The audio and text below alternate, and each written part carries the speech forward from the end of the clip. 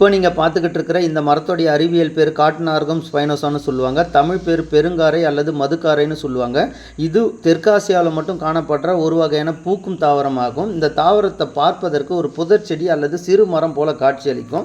இதனுடைய பூக்கள் வெள்ளை மற்றும் மஞ்சளாக இருக்கும். காய்கள் பச்சையாகவும் பழங்கள் பழுப்பு நிறத்திலும் காணப்படும். இதனுடைய பூக்கள் எண்ணற்ற தேனீக்களுக்கும் பட்டாம்பூச்சிகளுக்கும் மற்றும் வண்டுகளுக்கும் உணவளிக்குது.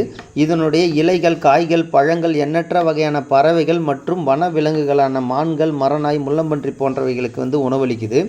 இது முட்கள் நிறைந்ததாக இருக்கிறதுனால ஒரு சிறு மரம் போல காட்சியளிக்கிறதுனால இதை உயிர்வேலியாக நம்மளால் பயன்படுத்த முடியும். நம்மளுடைய பாரம்பரிய மருத்துவமான சித்தா, ஆயுர்வேதா போன்ற மருத்துவத்தில் இதோடைய பல்வேறு பாகங்களை பயன்படுத்தி மருந்து தயாரிக்கிறாங்க. குறிப்பாக சொல்லணும்னா கல்லீரல் பிரச்சனை, செரிமான பிரச்சனை, தோல் நோய் பிரச்சனை, நீரிழிவு பிரச்சனை போன்றவற்றை சரி பண்ணுறதுக்கு இந்த செடியோடைய பல்வேறு பாகங்களை பயன்படுத்திக்கிட்டு இருக்காங்க. இது ஒரு முக்கியமான செடி.